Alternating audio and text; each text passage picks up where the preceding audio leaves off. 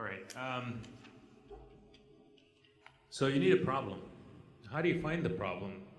You find the problem by observing. I gave you the example of the hearing aid, right? The gentleman didn't have to tell me that he has a problem fixing that battery. You're observing that he or she has a problem replacing that battery. So, again, in the design competition that we have people, students, teams will go to the senior centers and they will just observe, they'll interact, and that's how they're supposed to come up with the ideas. There's actually a process that, I didn't have a chart on it, but it says you observe, you create a mock-up, build a prototype. It doesn't have to be a real prototype, it's got to be a mock-up. You test it with the seniors. So in that hearing aid example, what you would do is, first off, you would validate. Well, that's a real problem for you, right? Would you really like a solution if we were to get you something that, oh yeah, that would be great. So then what you do is you create a mock-up that has a little slider in it with a battery, and all he can do is put his hearing aid in there and slide the battery in there. It's a mock-up, right? Without really having it to work. And the individual says, oh yeah, that would be neat. Then somehow you got to figure out, you don't ask them how much you're willing to pay, but you kind of have an idea. So is this something that, if it costs you a few dollars, would that be okay? And then he says, yeah, I'll pay $5 for it. Okay, so now you know your guidelines. Now you go figure out if you can actually make the solution. Now you do the next level prototype. And that's how you do your product development into something that makes sense. Now you got to figure out how much it's going to cost you, how many of those you're going to sell, so that's the market research, all those things. But it all started off with the basic problem. You observed the problem, you created a potential solution, you tested it, you iterated it.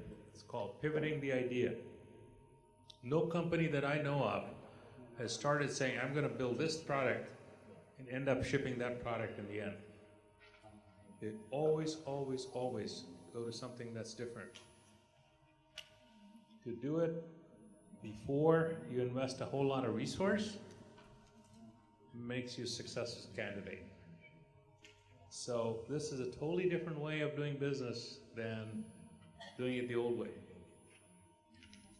So, you have a desire, you have an idea, you got your company, you got a problem. Then what do you need? Anybody guess? You need a customer. Of course, your idea has to be matched to the problem. You got to have a customer. And what does a customer have to do? The customer has to be willing to pay you dollars. And how much are they willing to pay you? It's more than enough for you to make revenue and profit. So before you do that, you've got to be able to formulate what the customer is going to get.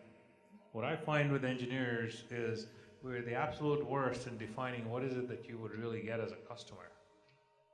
You would start defining, oh, I'm going to have this greatest hearing aid device, blah, blah, blah, blah, blah. But not telling the customer, oh, so you'll have a little jig that you can put your hearing aid and you're going to ship that in there. Very simple concept, but we are, just observe yourself, right? I've seen enough students go through that we're very poor at, so what is it that I'm, as a customer, really am going to get? Not obvious. And so the process that we go through in our class is to go through this cycle over and over again. So you got to have a problem, you got to define, this was an example of a team called Digibag, right? So these are computer science majors. They came in and said, well, we want to do an app. And I said, okay, what's your app going to do? Well, it's going to track all the devices in my backpack. Well, who's going to download that? Whose problem is it? Well, it's my problem too, so, okay. How many times have you paid for an app? Anybody paid for an app? Maybe 99 cents? How are you going to make money? You got a good idea because it is a problem. I lose stuff. I leave my power charger behind. So it is addressing a good problem, but an app by itself is not a good solution. So where we pivoted them to was they created, I used to call it a gizmo, right? It's a little device that they would put in the backpack, and it would communicate with RFID tags on each of the device that you want to track. And then that goes into the app. So what you're selling is this device that could be sold for $10, $20, whatever the number. That's how you make money. You don't make money with the app. Okay, subtle difference. Now, so the other thing you gotta know is who's the customer. So let's say you're gonna sell this gizmo. It's gonna go in the backpack. Are you gonna provide that backpack to the customer? Or are you gonna provide the gizmo? Two different markets. Same gizmo you can sell on Amazon or Baidu or whoever, right? Or Alibaba, right? Customer then is one that already has a backpack and is buying this unit and putting it in the device, and you're buying the RFID tag. So you can sell a kit, and that's perfectly okay. That could be one scenario. Could you also, so let's say, a simple example, let's say you make $10 for that revenue, and it costs you $2 to make, so that seems like a reasonable model. What if you were to put that gizmo in a backpack and sell the backpack? Will a customer pay, instead of $50, maybe $60? That doesn't make a lot of sense, because if it is $10 extra that you get as a revenue, well, you were getting $10 on a standalone part. Now to integrate that into a backpack, you got to do something else. So you got to build the backpack, or buy the backpack, put it in there. You got to look at the business scenario. What is your cost? What is the revenue that you're going to get? Then people said, well, I could actually make the backpack. You could, but making the backpack is a totally different skill set, right? You need people that are sewers that are making backpack. Do you really want to get in that business? You can go to Shenzhen and you can buy lots of backpacks for $10. So there could be a scenario where you could buy the backpack from Alibaba, have an integration capability in the United States, let's say, and sell that whole thing. And now if you make $20 incremental revenue and it costs you $5 to make, that makes business sense. So the reason I'm walking you through these examples is to make sure that just by saying that I'm going to build this gizmo is not sufficient. You have to go through the different scenarios and figure out what makes sense for you. Any questions on that? So the technical part of this was the design of that gizmo, getting the RFID tag. The rest of it is not really super technical circuit design, but it's creating a business. So you have to match your desire. If you want to be a player in that, if you want to be the CEO of a company that sells that digibag, and you're good with that, then go for it. And it makes business sense, then go for it. If it's something that you would rather sit in the corner and do simulations on A to D converters, this is not for you, right? So, very personal decision that you have to make. Do you want to do a startup like that? Do you want to make money? What's the end goal? Because remember, not every startup is successful. And if you don't have that passion, startups are not easy. There's all kinds of problems that you get into. We kind of glossed over, in the scenario where you're buying the backpack and integrating the solution. It's a whole totally different skill set to negotiate pricing, to do shipping and receiving, to delivering the parts. Some people just don't like that, and if you're one of those, don't start this business. if you want to be the owner of that business that's shipping that product, by all means, right? So, any questions on that? And by the way, how do you decide whether to launch this? I mean, I'm just showing you a scenario that it fits, right? But you got to do your due diligence with the customer to make sure the customers will buy it, that they value it at the right prices. They just use $10, right? Maybe it's $30. I don't know what the number is. But by the way, you can also take your gizmo and you can license it to Samsonite or whoever, Jansport, whoever the manufacturer of the backpack is, and you can sell it to them, and they integrate it. So again, lots of different scenarios. You've got to decide what's the right way for you to make that business work. Because in the end, you've got to make money. Top line, bottom line. Top line is the revenue that you make in. You get $10 per gizmo that you're selling on Amazon, and you sell 100,000 of those, that's $1 million, right? And if it costs you $200,000 and that is your profit, that's not a bad business. I'd love to do that. All right, so anyway, that's a cartoon that I require my students to etch in their brain, right? We talk about it in first class, and we just keep pumping it through the entire process. Because what they have to do is they got to come up with the idea as a team. They got to identify what the problem they're solving, who the customer is, do the market research, and kind of simulate it. So we don't require them to build anything in the 10 weeks. It's just not enough time. I want them to focus on all of the other things. Ideally, if I had my way, I would do a follow-up course where they actually take the ideas and actually build a real product. Anyway, very popular class in the US. The other qualification on this is I keep focusing on the problem that you're solving. But if you come back, you can argue with me that Facebook wasn't really solving a problem. It was enhancing a feature. And that's okay, right? Because I don't know if Mark Zuckerberg knew right at the beginning whether he would be successful and to what extent. But he certainly was able to do that, right? So I can't argue that success. So a checklist that I use is, it all actually starts with a team. You gotta have the idea, you gotta have a team, because no one person can do everything themselves. And so just be careful. The one thing that I was telling one of the HKUST group at Break is that just be careful that you don't create a team just because your buddies in college and your dorm mates. Because if you look at the detailed financials, if you're the sole owner of a company, you own 100%, right? If you take on one partner, that's your share likely will go to 50%.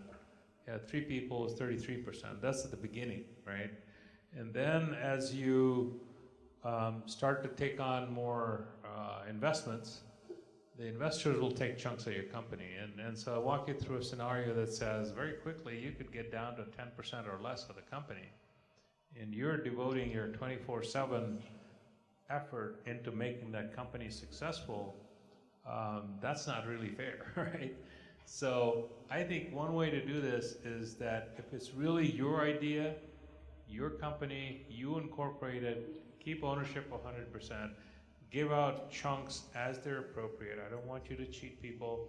If truly it's your partner's idea and you're putting that to build that gizmo, it's your partner that really built it, you're the marketing person or the CEO, be fair to them, right?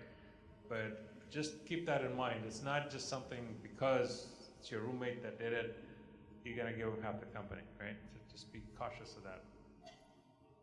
So that's the team part. You gotta have a business plan, which includes, what's your revenue going to be, what's your profit going to be, how much you're going to make this year, next year, year after, at least a 3-year plan. And you got to be able to define specifications that make sense, the customer wants. Oh, differentiation, we didn't talk about that. So what will keep somebody else from copying your idea?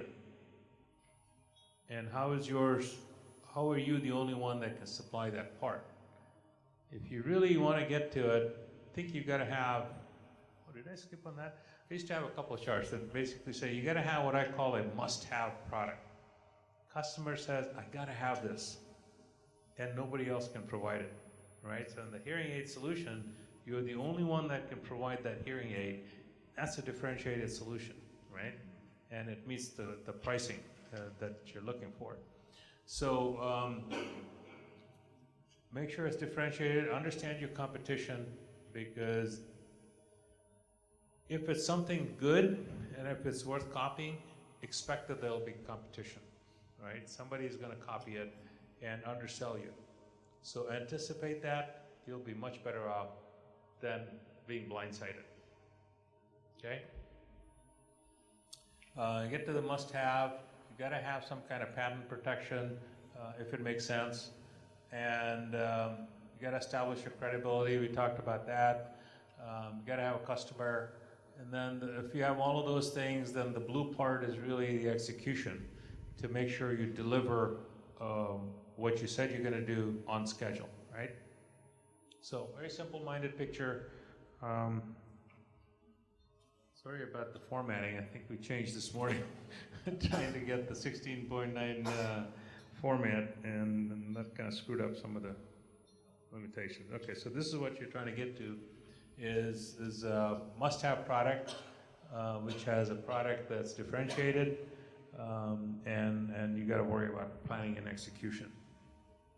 So very simple few slides that talk about framework for how to do a startup and what to do about your startup. In words, here's what this checklist looks like. Is you got an idea, whether it's an IP block or circuit design, whatever. You got to figure out who the customer is going to be. Who's the competition? How will you keep from competition to copy your idea? Who's your team? How will you deliver it? And does it make business sense?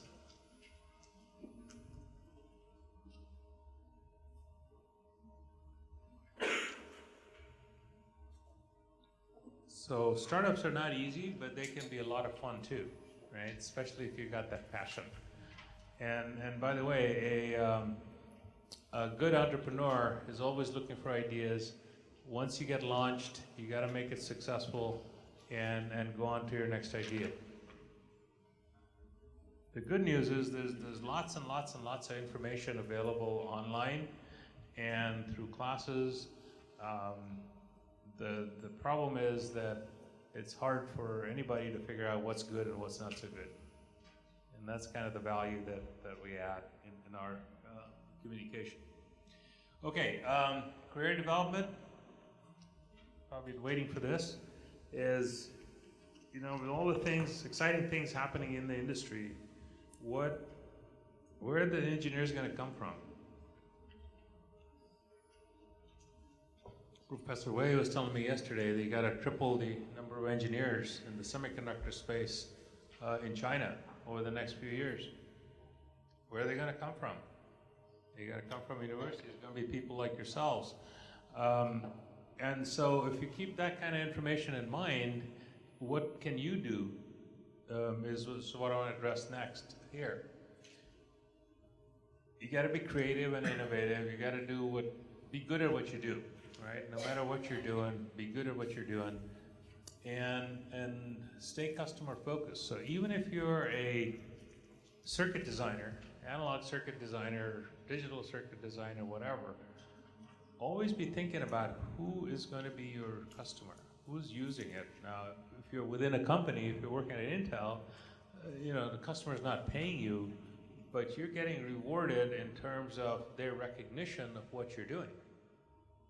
So get that mentality in your mind. It really will be helpful to you long term. Whether you stay at Intel or a big company, or do your own startup, that'll prepare you for your startup. I think that's a very important aspect to be thinking about. Always be thinking like an entrepreneur. again, even if you're at MediaTek, Intel, whoever, big company, right? Be thinking about what problem is this solving? Even if you're a small piece, if you're doing an IP block, analog IP block, who's going to use it? What are they looking for that's on their wish list? Somebody gave you a spec and you just blindly do the spec, which is okay. You got to do that to earn your paycheck. But ask the broader questions so that you understand how this fits into the bigger scheme of things. And again, that gets you a practice for maybe in the future if you were doing your own business. Be a team player. Typically in the United States, certainly what happens is if you're an entry-level engineer in a big company, you get hired because of your grades maybe, and what the hiring manager feels, how your interview is, how they feel that you can contribute. If you're good at what you're doing, you're meeting your commitments, you're delivering what they asked you to do, you're asking the right questions, following up on discipline, doing more than what you're asked to do, those are some of the features that managers like, right? Because in the end, in a big company, the manager is only as successful as their employees. So if you are working to make your manager successful, presumably if you got a good manager, that'll help you succeed also. And that's a mentality that, you know, if you carry that through when you start your own company and you start to hire people, that's going to help you in the long term. Again, in the United States, what happens is, so if you're that person as I'm describing it, you'll take on more responsibility. Within a year or 2 years, you may have 2 or 3 people that you're managing, being a leader for, because they know, they trust you, you're delivering and you're making your commitments. That's important, right? And so you take on more responsibility. You go on a few more years, maybe you'll get to be a manager. Now, you can then decide if you really don't want to be a manager, be technical. So in the US, there's 2 paths, right? You get into a technical path or a management path. And sometimes you can go back and forth depending on the company, but those are all opportunities that I think that you need to evaluate for yourselves. Multidisciplinary, I think, is extremely important. All the things that we talked about, you know, it's not just about circuit design, it's not just about packaging or the process, it's a combination of the things. And it's not just about EE, it's about biomedical, it's about biology, medicine, all kinds of things. I think that's where the leverage is going to come in. Because in the world, it's easier to find people that might be biologists, process engineers, design engineers, but very hard to find somebody that cuts across many boundaries. I'll tell you, one of the apps that came up as a solution that I'm still pursuing as a possible startup is to solve the problem of seniors getting isolated. Right? Senior people, they lose contact with their kids and their grandkids, and they feel very lonely. I don't know how often you talk to your grandparents, but you're probably busy doing your stuff and don't have the time. Maybe you see their grandparents once in a while, but they're feeling isolated. So this app would be one that we are creating that helps ask the right kinds of questions to help seed the thoughts process in the grandparents so they can record information of their experiences when they were younger and share with the rest of the family. It's kind of a family app. So it's an example of where you're solving a real problem, I think, and the reason I brought it up is that actually came up from an individual that was a cognitive science student. It was their idea, and it's been validated by seniors that I've talked to. So, you know, that's kind of that process that I would suggest going through. Multidisciplinary, I think, is a lot of value added. I think I sort of talked about that, humanitarian, environment, education, all that stuff. I'll bring this chart up again. We talked about it earlier in terms of if you list all the different disciplines, these may change. You may want to call this process, devices, gates, packaging, blah, blah, blah, right? Try to go up the value chain and be as broad as you can. That's what I would do, and be the tall, thin designer, according to Carlos Sagan and Carver Mead, right? So to give you a further example of, in the design of A6 or A9, A10, whatever, there are many, many disciplines that go towards making that a successful product. In the semiconductor space, for instance, right? So there's design, there's process, packaging, test, quality, reliability, cost, software. As designers, you probably only think about digital or analog or RF or VLSI or microwave, whatever, right? Just kind of representative to show you an example of how there are a lot of other things that you could be worrying about. There's one dimension here where you have electrical, thermal, and mechanical. I gave you examples about the power dissipation in the smartphone, right? And how challenging that is. Design of a package has electrical, mechanical, thermal, all considerations that have to be taken care of. Somebody has to do them, right? You as an electrical designer may not do it. You may have to hire a mechanical engineer, but that's one set of dimensions.